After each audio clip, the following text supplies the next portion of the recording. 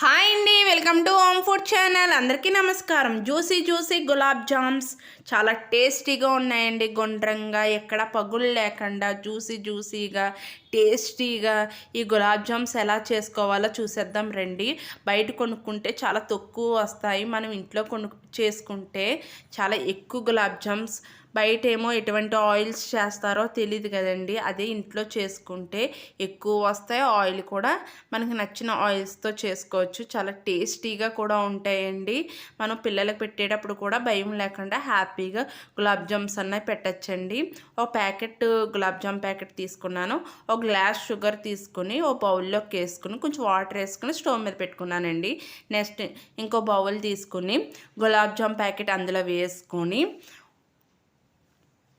ఉండలు లేకుండా కలుపుకోవాలండి. ఇప్పుడు కొంచెం పాలు వేసుకుంటూ కలుపుకోవాలి. బిగినర్స్ చెప్తున్నాను, గులాబ్ జామ్ ప్యాకెట్ తీసుకున్నప్పుడు పాలు కొంచెం ఒక్కొక్క స్పూన్తో కలుపుకోవాలండి. లేదు అంటే పలసన వచ్చేసి సరిగ్గా రాదండి. బిగినర్స్కి చెప్తున్నాను, కొంచెం అన్న తీసుకుంటే కరెక్ట్గా చపాతీ ముద్దలా ఇలా అన్న సాఫ్ట్గా గులాబ్ జామ్ ఇలా వస్తుందండి.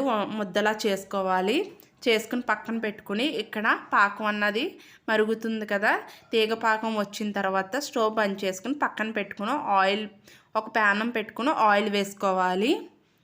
ఇప్పుడు గులాబ్ జామ్ పిండి తీసుకొని చిన్న ఉండల్లా ఎక్కడ బద్దలు వేయకుండా గుండ్రంగా చేసుకోవాలి. ఇప్పుడు పాకంలో ఇలాచీ పౌడర్ వేసుకుని ఒకసారి కలుపుకోవాలండి. కలుపుకుని పక్కన పెట్టుకోవాలి. పాకం అన్నది కొంచెం చల్లారిపించాలి. చూసారా, ఇక్కడ చిన్న ఉండల్లా చేసుకున్నాం కదా గులాబ్ జామ్స్ అన్నాయి. ఇప్పుడు ఆయిల్ ఎక్కిన తర్వాత మనం గులాబ్ జామ్స్ అనేవి అందులో వేసుకోవాలి.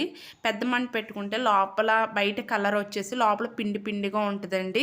చిన్న ఫ్లేమ్లో పెట్టుకుని స్లోగా వేపుకోవాలి. కొంచెం టైం తీసుకున్నా కూడా అప్పుడు గులాబ్ జామ్స్ అన్నాయి లోపల కూడా కుక్ అయ్యి టేస్టీగా వస్తాయండి. చూసారా, కలర్ చేంజ్ అయిన తర్వాత ఇప్పుడు మన పాకంలో ఉన్నాయి ఈ గులాబ్ జామ్స్ అన్నీ వేసేసుకోవాలి. చూసారా ఎన్ని గులాబ్ జామ్స్ అయ్యాయో. ఒక ప్యాకెట్ తీసుకుంటే మనం టేస్టీగా కూడా ఉంటాయండి. చాలా తొందరగా ఈ గులాబ్ జామ్స్ అన్నవి అవుతాయి. పిల్లలకి ఎంతో ఇష్టమైన ఈ గులాబ్ జామ్స్ నా స్టైల్లో ఎలా వచ్చిందో ఒకసారి మీరు ట్రై చేసి ఎలా వచ్చిందన్న కామెంట్ సెక్షన్లో చెప్పండి. ఈ వీడియో మీకు నచ్చినట్లయితే లైక్ చేయండి, షేర్ చేయండి, సబ్స్క్రైబ్ టు